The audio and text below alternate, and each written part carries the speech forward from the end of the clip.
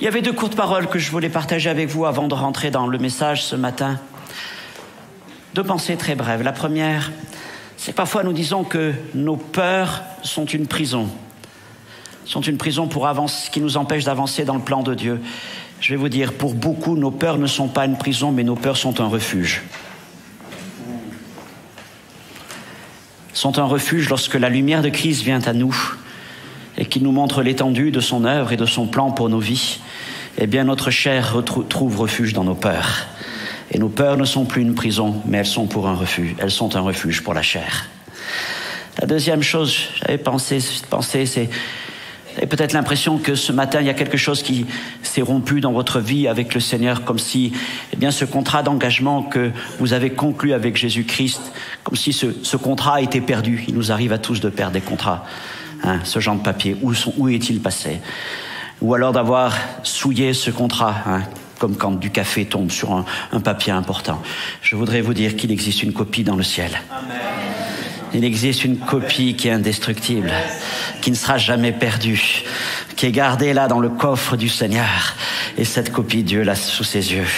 Et il dit, cette copie, elle est là, elle demeure pour l'éternité. Peu importe les soucis de la vie, les moments où tu perds la notion de ton engagement avec le Seigneur, peu moment où toutes les tâches qui peuvent venir, Dieu a une copie. Et il dit, voilà la copie, voilà ce que nous avons signé ensemble. Et nous continuons. Alléluia. Que Dieu vous bénisse encore et vous encourage à traverser quelques paroles. Salutations à tous ceux qui sont avec nous ce matin à travers l'Internet. Que Dieu vous bénisse dans vos maisons. Vous nous regardez aujourd'hui, vous nous regardez dans les jours à venir. Que ce que nous allons partager, ce que nous avons déjà vécu ensemble soit vraiment une source de joie et de rafraîchissement pour vous tous. La semaine dernière, j'étais à Bruxelles et j'apprends à parler comme les Belges. Bruxelles.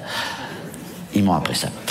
Et vraiment la joie d'être avec cette assemblée-là, juste à côté de Bruxelles. Et de voir aussi l'œuvre de Dieu qui redémarre, parce qu'en Belgique, ils ont beaucoup souffert aussi des restrictions du Covid, qui ont duré beaucoup plus longtemps, qui ont été encore beaucoup plus drastiques que pour nous ici en Suisse. Et les communautés reprennent vie, les frères et sœurs reprennent l'habitude de se retrouver. Et là encore, bien, ils voient la grâce du Seigneur, des personnes nouvelles venir à l'église, venir à l'écoute de l'évangile, se convertir. Et c'est une grande joie qu'il y ait une œuvre du Seigneur aussi, eh bien, dans ce pays de Belgique, en Wallonie, comme parmi dans les Flandres. Que le Seigneur bénisse toute notre Europe francophone, de France, de Suisse romande, de Belgique, et que le Seigneur continue son œuvre encore au milieu de nous. Salutations à eux, salutations à chacun d'entre vous. Amen. On pourra baisser encore un peu le retour, s'il vous plaît, parce que ça résonne beaucoup dans mes oreilles. Merci pour cela. La vie n'est-elle pas une succession de choix? Des petits choix, des grands choix, mais nous devons prendre des décisions, nous devons faire des choix. Certains sont des choix du quotidien lorsque vous allez faire vos courses. À vrai dire, déjà, on peut choisir de se lever ou de rester au lit, etc., etc. Ce sont des choix que nous faisons régulièrement. Ce sont des choix qui n'ont pas beaucoup de conséquences. Voilà. Et la vie se fait d'un nombre incalculable de choix. Mais il y a des choix qui demandent beaucoup plus de réflexion. Parce qu'il y a des choix qui vont avoir des répercussions. Non seulement sur notre vie, mais sur toute notre famille, sur tous ceux qui nous entourent. On demande aujourd'hui à nos ados, lorsqu'ils arrivent vers 14, 15, 16 ans, de commencer à faire des choix pour leur vie. Ils vont devoir s'orienter vers telle ou telle filière, etc. Et ce sont des choix qui sont déterminants pour de nombreuses années à venir.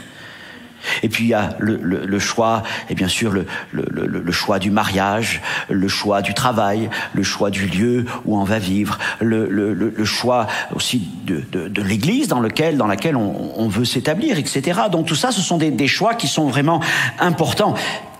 Et nous désirons que nos choix soient bons pour nos familles, soient bons pour nos propres vies, et puis aussi qu'ils soient pris en accord avec les principes de la parole de Dieu. Nous bénissons le Seigneur chaque fois qu'il nous donne une direction précise, claire. Lui, pas lui, elle, pas elle. Là, pas là, c'est le moment, c'est pas le moment. Quand Dieu nous parle comme ça, nous sommes très heureux, n'est-ce pas? Mais il y a bien des fois où il va falloir choisir. Et oui, la vie chrétienne est, elle aussi, faite de choix. Elle n'est pas faite que de directions claires et évidentes de la part du Seigneur, mais Dieu nous donne aussi une intelligence renouvelée afin de faire des choix. Mais faire des choix, et si possible les bons, n'est pas une chose facile pour tout le monde. Surtout quand on n'a pas un tempérament à trancher, à prendre des décisions, et qu'on peut préférer s'en remettre aux autres. Ou alors quand on n'a pas appris à trancher, à choisir, à prendre des décisions. Les autres prenons toujours une orientation pour nos vies et nous nous contentons en quelque sorte de suivre. Alors ce matin, dans un nouveau portrait du livre de la Genèse, nous allons parler d'un homme qui dut faire un choix un jour dans sa vie, sauf que jusque-là, il s'était laissé porter par les autres. Et nous allons parler de Lot. Et le titre est un peu négatif, je le reconnais, mais difficile de faire autrement. Les mauvais choix de Lot. Et nous allons lire un texte dans le livre de la Genèse, au chapitre 13, versets 1 à 13, Genèse 13, versets 1 à 13. Vous pouvez suivre à l'écran, ou sur votre écran à la maison, ou vos Bibles, bien sûr. Abraham remonta d'Égypte vers le midi, vers le sud, lui, sa femme et tout ce qui lui appartenait, et Lot avec lui. Et Abraham était très riche, en troupeaux, en argent et en or. Et il dirigea ses marches du sud jusqu'à Béthel, jusqu'au lieu où était sa tente au commencement, entre Béthel et Haï, au lieu où était l'autel qu'il avait fait précédemment. Et là, Abraham invoqua le nom de l'Éternel. Et Lot, qui voyageait avec Abraham, avait aussi des brebis, des bœufs, des tentes. Et la contrée était insuffisante pour qu'ils demeurassent ensemble, car leur bien était si considérable qu'ils ne pouvaient demeurer ensemble. Alors il y eut querelle entre les bergers des troupeaux d'Abraham et les bergers des troupeaux de Lot, et les Cananéens et les Phéréziens habitaient alors dans le pays. Abraham dit à Lot, « Qu'il n'y ait point, je te prie, de dispute entre moi et toi, ni entre mes bergers et tes bergers, car nous sommes frères. Tout le pays n'est-il pas devant toi? Sépare-toi donc de moi. Si tu vas à gauche, j'irai à droite, et si tu vas à droite, j'irai à gauche. » Et Lot leva les yeux, et il vit toute la plaine du Jourdain qui était entièrement arrosée. Avant que l'Éternel eût détruit Sodome et Gomorrhe, c'était jusqu'à Tsoar, comme un jardin de l'Éternel, comme le pays d'Égypte. Et Lot choisit pour lui toute la plaine du Jourdain, et il s'avança vers l'Orient, et c'est ainsi qu'ils se séparèrent l'un de l'autre. Abraham habita dans le pays de Canaan, Lot habita dans les villes de la plaine, et dressa ses tentes jusqu'à Sodome. Et les gens de Sodome étaient méchants, et de grands pécheurs contre l'Éternel. Seigneur, ce matin, nous ouvrons ta parole et, mon Dieu, nous croyons que dans ce texte ancien, il y a un message de Dieu pour notre génération. Et que ce texte, j'en suis convaincu, est le miroir de ce qui se passe dans nos vies, dans la vie de plusieurs. Et je te prie, Seigneur, de me donner les paroles, bien au-delà de tout ce que j'ai pu préparer, de me donner l'esprit, Seigneur, pour parler au cœur. Afin, Seigneur, qu'il y ait pour plusieurs au milieu de nous, ce matin, ici ou chez eux, une parole de Dieu, une parole d'encouragement, de consolation, d'espérance, de foi, d'avenir. Et s'il le faut, Seigneur, une parole aussi qui reprend. Alors, mon Père, merci encore de nous accompagner ce matin dans la méditation de ta parole. Amen. Mon premier point aujourd'hui concerne Lot et de parler de Lot, l'homme qui suivait son oncle. Lot suit son oncle. Première étape. Lot est un neveu d'Abraham, donc, fils d'un frère d'Abraham décédé trop tôt. La perte d'un papa est toujours la perte d'un repère immense. Et on le sait, ça peut déstabiliser bien des jeunes gens, des jeunes femmes, car il manque alors aussi quelqu'un qui soit comme une direction, qui montre un cap, qui montre un exemple, qui est un témoignage. Et je peux croire que dans la vie de Lot, la perte très tôt de son père a eu des conséquences aussi sur tout le reste de sa vie et la manière dont il conduisait sa vie. À défaut de son père, il s'attacha à son grand-père, Térak, et à son oncle, Abraham. Lorsqu'Abraham quitta le pays d'Ur-en-Chaldée pour Charan, Lot le suivit. Et lorsque, répondant un peu plus tard à sa vocation, Abraham quitta Charan pour aller jusqu'en Canaan, Lot prit tous ses biens, prit tous les siens, et une nouvelle fois suivit son oncle. Nous comprenons déjà que Lot n'est pas quelqu'un qui initie, mais c'est quelqu'un qui suit. Il suivait son grand-père, puis il suivait son oncle. Vous savez, dans nos assemblées, dans nos églises, Dieu merci, il y a beaucoup de gens qui suivent Jésus-Christ. Mais il y en a aussi beaucoup qui suivent Jésus-Christ par procuration. C'est-à-dire qu'ils le suivent à travers certaines personnes. Ils le suivent à travers un époux, à travers une épouse, à travers des parents, à travers peut-être un pasteur, à travers un groupe de jeunesse, à travers même l'église. Et ils sont là parce qu'il y en a d'autres pour les amener là. Ils suivent le Seigneur, mais pas d'une manière directe. Et ils le suivent par procuration. Ils n'ont pas une relation personnelle, privilégiée avec Jésus. Et ils suivent le Seigneur à travers la foi, la piété et les choix de ceux qui les conduisent. Et ils s'en remettent à leur choix. Quant à eux-mêmes, en quelque sorte, eh bien, ils ne peuvent pas grandir, ils ne peuvent pas se développer dans leur propre foi. Quand ceux qui les conduisent, comme Abraham pour Lot, prennent de bonnes décisions, eh bien, ils en sont au bénéfice et ils sont sous la bénédiction du Seigneur. Mais qu'advient-il lorsque ces personnes qu'ils suivent prennent de mauvaises décisions? Car il arrive que nous prenions des bonnes décisions et il arrive que nous prenions aussi de mauvaises décisions. Et ces mauvaises décisions ont des conséquences sur ceux qui les suivent. Lot suivait son oncle. Deuxième choix, quand son oncle fait de mauvais choix. Alors qu'il est depuis quelque temps dans le pays de Canaan, Abraham prend une mauvaise décision. La famine touche le pays et sans consulter le Seigneur, il va replier ses tentes, rassembler ses troupeaux, ses biens, ses serviteurs, et il va quitter Canaan pour descendre en Égypte. L'Égypte et ses promesses de manger à satiété. Abraham part. Et Lot le suit, comme d'habitude. Encore une fois, Lot s'en remet entièrement à Abraham. Après tout, son oncle a jusque-là pris de bonnes décisions et il est l'homme à qui Dieu parle. Dieu ne parle pas à Lot, mais Dieu parle à Abraham. Alors Lot suit Abraham, ayant confiance dans ses décisions. De toute façon, Lot ne prend pas de décision et il ne sait pas prendre de décision. Voilà donc toute la famille conduite par Abraham qui arrive en Égypte. Et ce que l'on peut dire, c'est que le séjour va être très contrasté. Il va y avoir de fâcheux épisodes, notamment lorsque Pharaon fait enlever Saraï, séduit par sa beauté. Mais heureusement que le Seigneur s'est délivré le juste, même lorsqu'ils se fourvoient eux-mêmes dans des problèmes. Et puis, le temps passe, et puis, au bout du compte, Abraham comprend qu'il est temps de quitter l'Égypte pour retourner vers le lieu de son appel, Canaan. Alors, il va donc repartir et on pourrait se dire que finalement, ce séjour en Égypte, c'est pas trop mal dépassé. Il est descendu, il a quitté un pays en famine, Canaan, puis il a trouvé en Égypte un pays où ils ont tous pu manger, ils ont trouvé de quoi se nourrir. Et le texte dit en plus que quand ils reviennent, Abraham est un homme très riche. Il a eu plein de cadeaux, plein de présents de la part du Pharaon, donc il est encore plus riche que lorsqu'il est descendu. On pourrait penser que c'est une bénédiction du Seigneur. Ok. Donc on pourrait dire, ma foi, il y a eu quelques incidents, et puis globalement, c'est pas si mal. Tout semble aller bien, à part quelques petits points.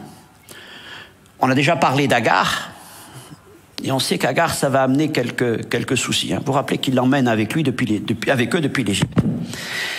Et puis l'autre chose, c'est que Abraham et Lot sont devenus si riches, et leurs troupeaux tellement nombreux que le pays de Canaan n'arrive même plus à les contenir. Et ça finit par engendrer des tensions entre les bergers d'Abraham et les bergers de Lot. Les richesses du monde peuvent créer le trouble à l'intérieur des familles chrétiennes. Rappelez-vous ça. Les richesses du monde peuvent créer du trouble à l'intérieur des familles chrétiennes. Puis la dernière chose qui nous amène quand même à réfléchir, on va le voir, c'est la situation de Lot. Troisième point, Lot doit faire un choix. Suivant son oncle Abraham jusqu'en Égypte, Lot va se retrouver là, dans le pays le plus développé de l'époque. L'Égypte est à la pointe de tout ce qui se fait dans cette antiquité. Lui, il vient de Canaan. Canaan, bon, c'est un pays de petites villes, de montagnes. Bon, ça n'a rien à voir avec l'Égypte. Et quand il arrive en Égypte, les pyramides, les palais, l'agriculture, la culture. Je veux dire, pour un Français, c'est lorsqu'il quitte sa campagne pour arriver à Paris. Oh. Ouais. Voilà la ville. Voilà la grande ville, voilà le grand pays. Et il est ébloui. Il est ébloui parce qu'il voit en Égypte. Sauf que l'Égypte, c'est le symbole du monde. Alors, il est descendu avec son oncle en Égypte. Et puis lorsqu'Abraham quitte l'Égypte, pour remonter en Canaan, finalement, Lot fait ce qu'il sait faire, c'est-à-dire qu'il va suivre son oncle encore une fois et il va quitter l'Égypte. Le problème, c'est que s'il quitte l'Égypte, l'Égypte ne le quitte pas. Il a quitté l'Égypte, mais l'Égypte ne l'a pas quitté. Subjugué et ébloui par l'Égypte, elle est entrée en lui. Et il garde en lui le souvenir de tout ce qu'il a vu en Égypte, au point que ce qu'il a vu en Égypte devient sa nouvelle norme. Voilà mon standard de vie. Voilà ce que je recherche, ce que j'ai vu en Égypte, ce que j'ai goûté en Égypte, c'est ce que je veux pour ma vie. Et ça va avoir un impact, surtout quand va venir très bientôt le temps des choix à faire. Et ça va se produire au moment de ces tensions entre les bergers d'Abraham et ceux de Lot, en raison de tous ces troupeaux qu'ils ont ramenés de l'Égypte, de leurs richesses, que Canaan n'arrive plus à contenir. Alors, contraints de trouver une solution, parce que comme le texte le dit, ils sont là au milieu quand même des païens, les Cananéens, les Phérésiens sont là, ils voient ce qui se passe, ils pourraient en profiter si jamais ils voient cette division parmi la famille d'Abraham. Alors, il faut qu'on prenne une décision. Alors, il convoque son neveu et lui annonce qu'ils vont devoir se séparer l'un de l'autre. Si tu vas à gauche, j'irai à droite. Si tu vas à droite, j'irai à gauche. Et pour la première fois de sa vie, Lot doit prendre une décision. Il ne peut pas suivre Abraham, il doit se séparer d'Abraham. Et ce n'est pas Abraham qui va prendre une décision, mais c'est à Lot de choisir la direction dans laquelle lui veut aller et finalement dans laquelle son oncle ira.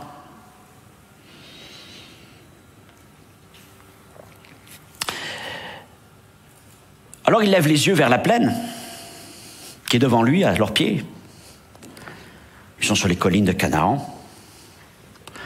Et il voit cette plaine du Jourdain entièrement arrosée. Un pays d'irrigation, de culture, de prairies, d'élevage, de plantation. Rien à voir avec les collines semi-arides de Canaan. Et Lot fait son choix. Mais le problème, c'est qu'il n'est pas prêt pour cela. Et qu'il est surtout trop influençable. Et à la vue de ce qu'il voit, il laisse derrière lui Canaan et se tourne vers la plaine du Jourdain qui s'étale devant lui. Alors évidemment, il va essayer de justifier son choix. Le texte, c'est ce que nous montre le texte. Et le texte précise qu'en regardant vers cette plaine, c'est souligné sur la diapositive, il la trouve semblable à un jardin de l'Éternel, autrement dit un Éden, comme le pays d'Égypte. Un pays semblable à l'Égypte, une plaine semblable à celle du Nil. Quand je vous disais que l'Égypte ne l'avait pas quitté.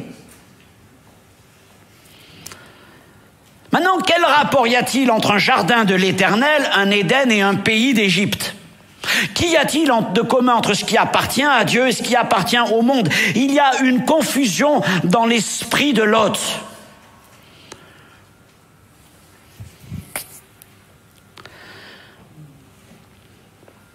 Et une attirance en lui. Il cherche l'Égypte, mais il a quitté l'Égypte, alors il la cherche ailleurs.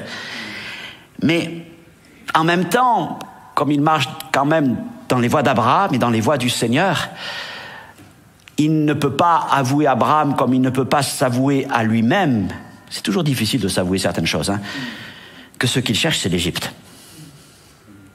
Et que ce qu'il voit dans la plaine, c'est l'Égypte. Alors pour essayer d'enrober la chose, c'est là qu'il va commencer par dire « c'est un jardin de l'Éternel ». Mais ça, ce n'est qu'un emballage. C'est qu'une espèce de justification pour apaiser sa conscience. Parce qu'à l'intérieur, ce qu'il y a véritablement, c'est un désir d'Égypte. Combien de fois j'ai entendu des gens, et peut-être vous aussi, venir avec toutes sortes de grandes déclarations spirituelles, avec des paroles de Dieu, avec même peut-être des versets. Mais au fond du compte, vous comprenez qu'il y a quelque chose qui ne va pas. C'est juste de l'emballage. Ils essayent de vous en mettre plein les yeux, comme l'emballage. Un emballage, c'est là pour en jeter plein les yeux. Parfois, l'emballage est même plus beau que ce qu'il y a à l'intérieur.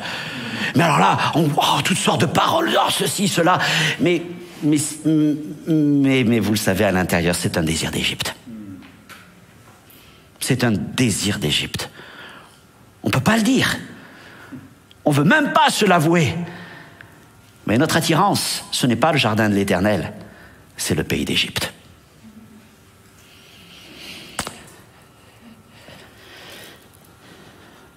Le problème, c'est que, en faisant ce choix, c'est pas l'Égypte qui va trouver, c'est Sodome.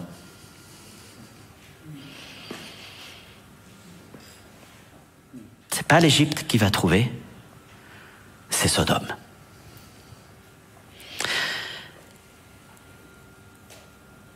Pour moi, je ne peux pas dédouaner Abraham de toute responsabilité dans cette situation. Pour plusieurs raisons.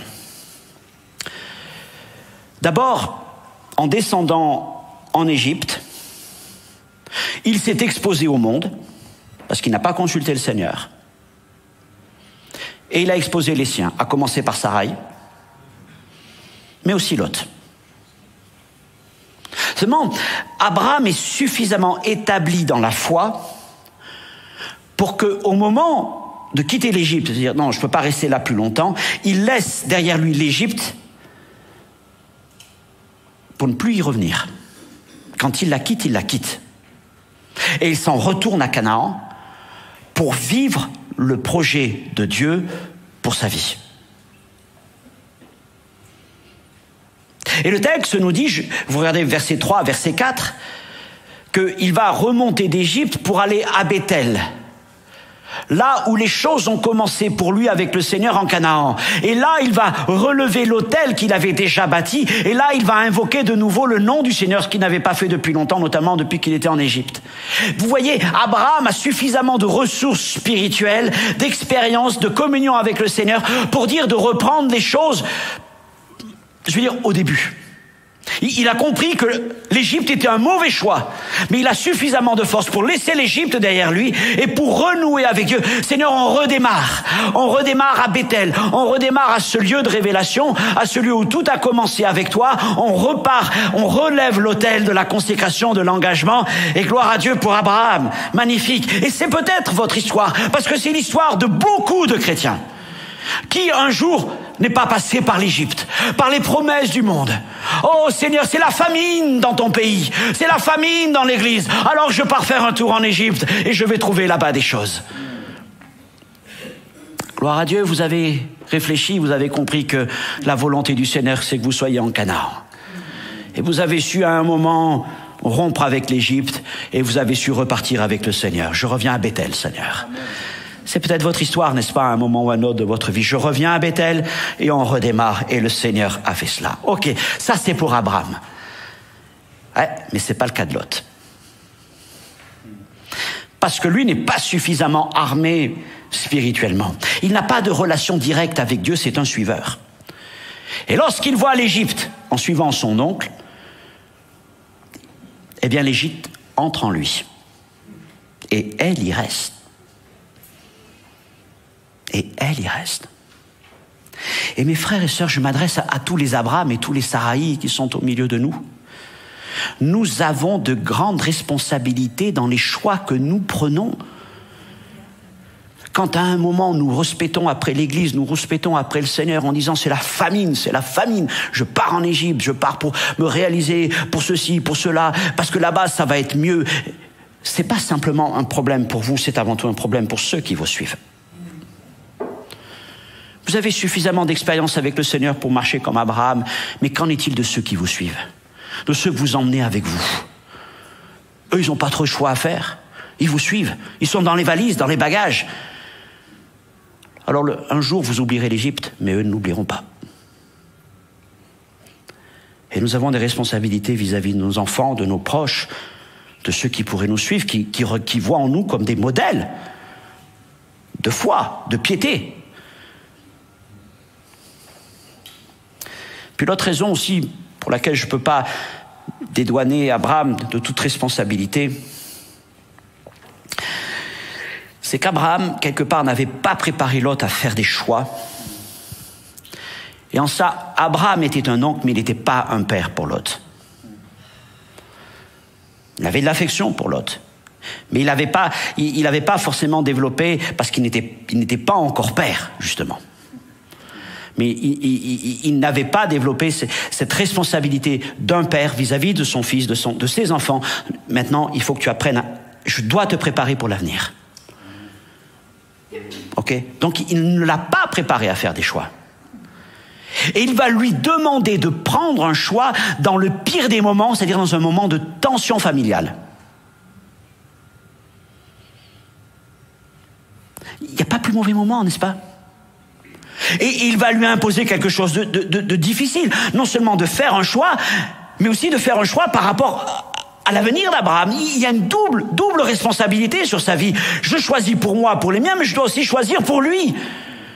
Et quelque part, il lui en demande trop à un moment particulier. La première fois qu'il lui demande de faire un choix, il le place face à quelque chose qui est trop élevé. Faisons attention.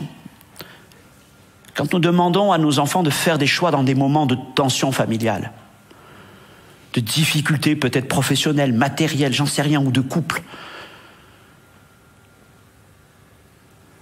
ne les chargeons pas à ce moment-là de choix qui doivent être les nôtres.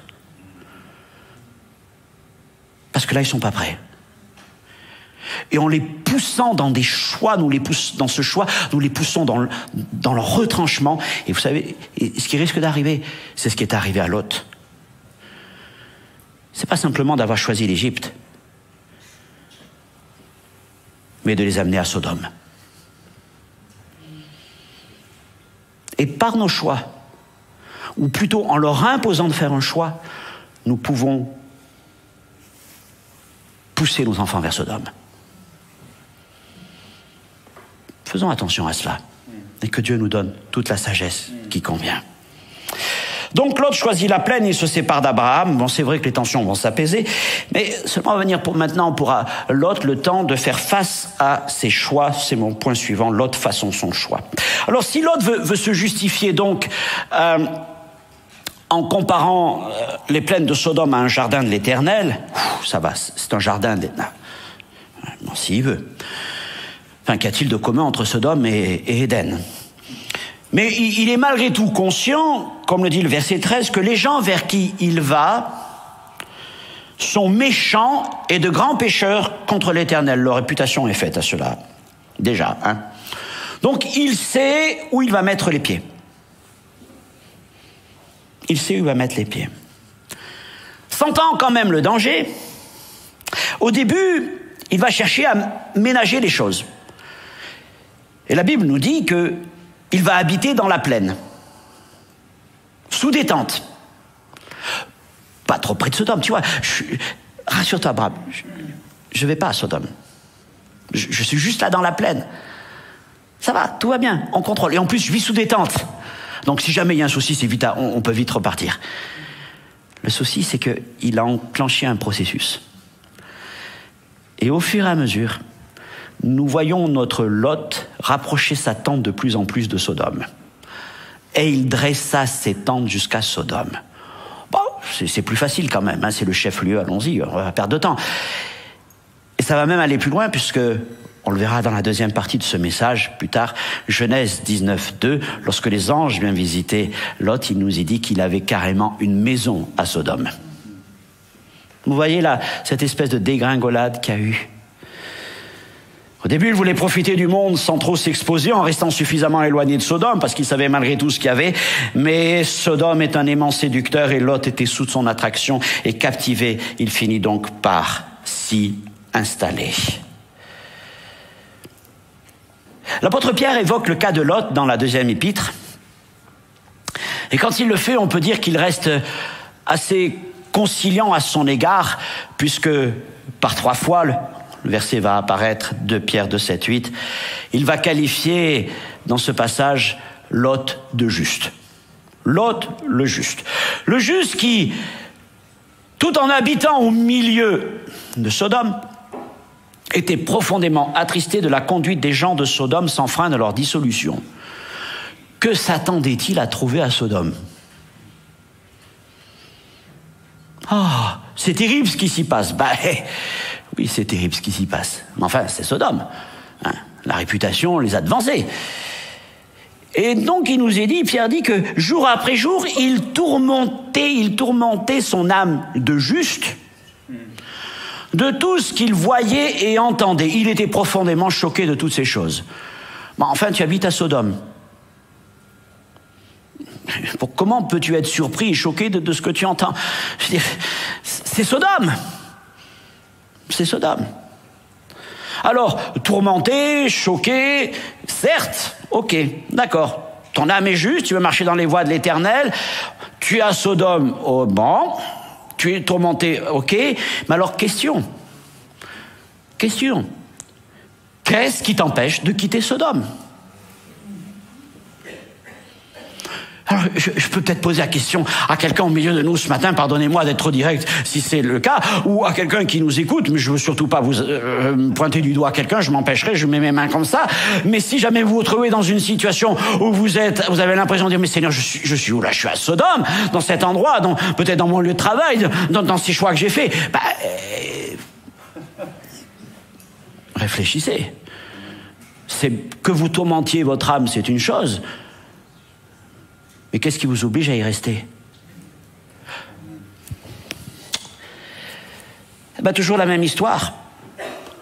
Lot ne sait pas prendre de décision. Et la seule qu'il a prise, ça l'a amené dans une catastrophe. C'est un suiveur. Et maintenant, il est prisonnier de sa décision, il ne sait pas comment en sortir.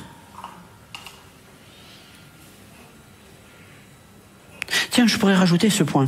L'idée me vient. Concernant encore le choix d'Abraham et de Lot. Vous savez,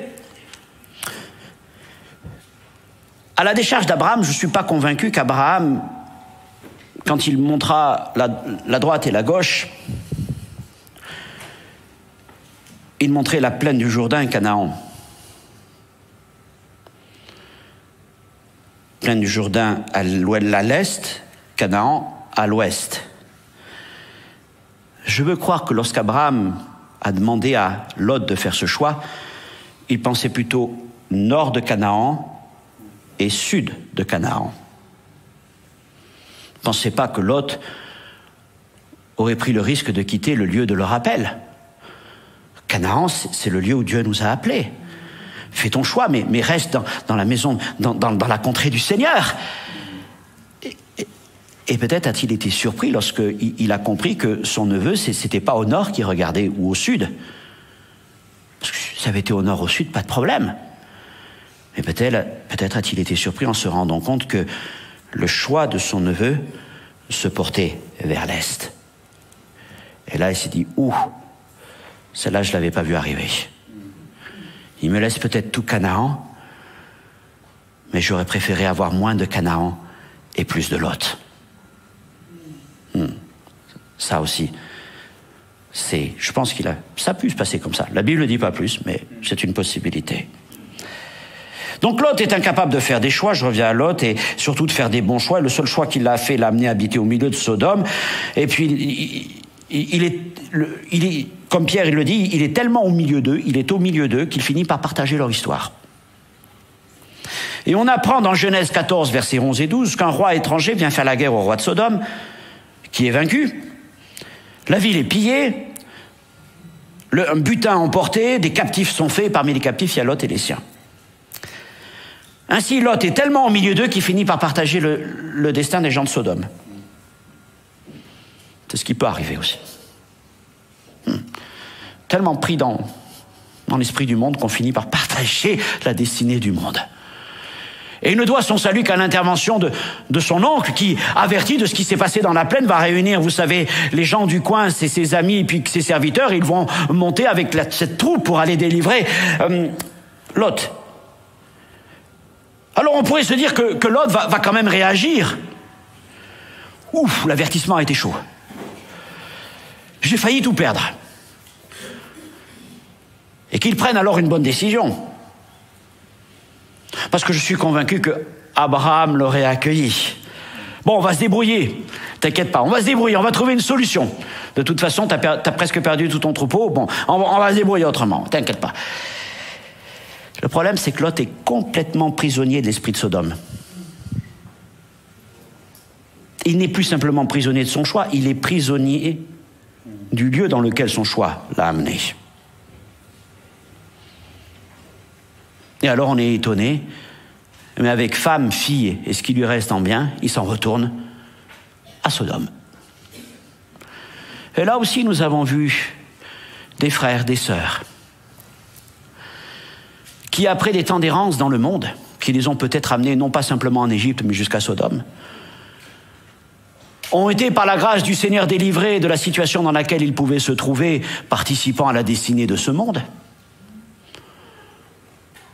de l'esprit de ce monde et de ses ravages, ou grâce à l'intercession de quelques Abraham qui les aiment, alors on les voit revenir. Ah, c'est sûr, ayant goûté à la bénédiction du Seigneur, ils vont réagir.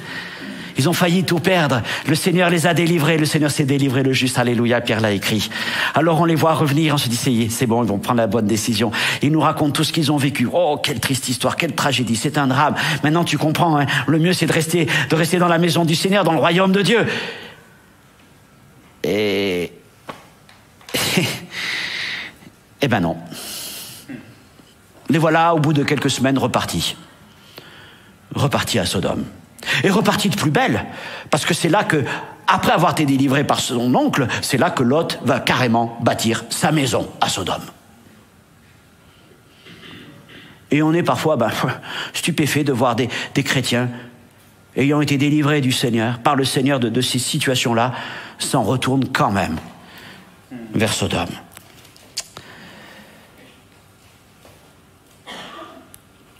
C'est un peu un aperçu vers ce qui viendra dans le prochain message. Les années passent et nous retrouverons Lot toujours à Sodome. Il habite une maison. Sa famille s'y est bien établie. D'ailleurs, vous le savez, ses filles se sont mariées avec des hommes de Sodome. Et même s'il continue à tourmenter son âme, ils appartiennent tous à Sodome. Ils sont devenus des enfants de Sodome.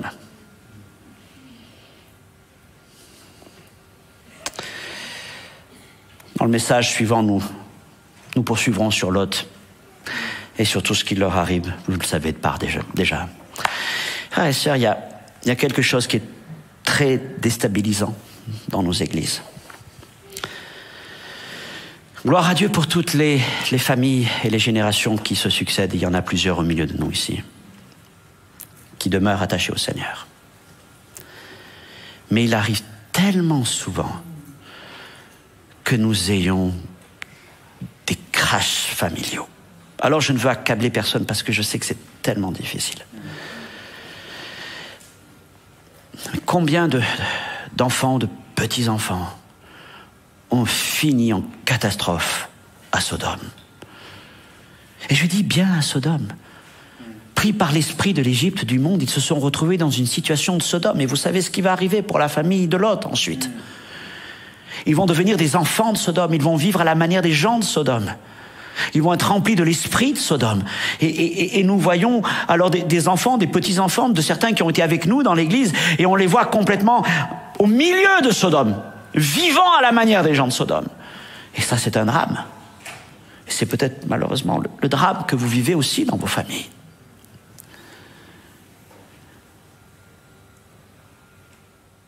Je ne vais pas dire si seulement ils ne vivaient qu'en Égypte, mais ils sont carrément allés à Sodome.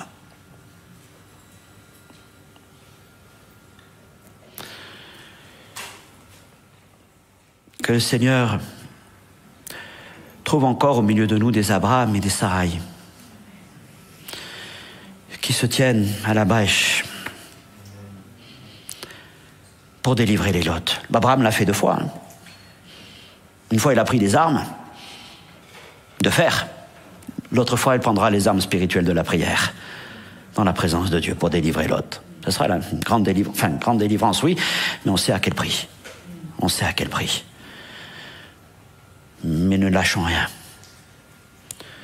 Déjà, plusieurs, lors du premier culte, m'ont dit c'est le drame de ma famille. C'est le drame de ma famille. Mes frères et sœurs, si certains des vôtres qui vous suivez sont à Sodome, ne lâchez rien.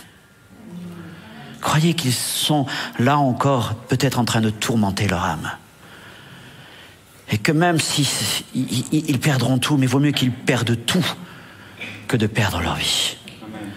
Mais qu'ils puissent. Le Seigneur est grand, il est puissant, il sait délivrer. Il sait les délivrer. Et nous ne lâcherons rien. Nous ne lâcherons rien par rapport à ça. Mais nous prenons conscience qu'en tant qu'Abraham et Sarai, hommes et femmes de Dieu, attachés au Seigneur, nous avons cette responsabilité vis-à-vis de tous les Lots qui nous suivent. D'être des repères pour eux. Faisons attention chaque fois que nous disons que dans la maison de Dieu, c'est la famine. Faisons attention lorsque nous les trimballons avec nous en leur disant « Regarde Égypte, c'est merveilleux ». Parce qu'on ne sait pas comment ça peut les marquer. Et apprenons-leur à faire des choix selon les principes bibliques. Amen. Amen. Ces textes sont anciens, tellement anciens, c'est la Genèse. Mais finalement, chacun de ces textes sont des miroirs de l'âme. Des miroirs de nos vies, de nos familles. Ils sont tellement contemporains. Ils sont la parole éternelle et vivante de notre Seigneur.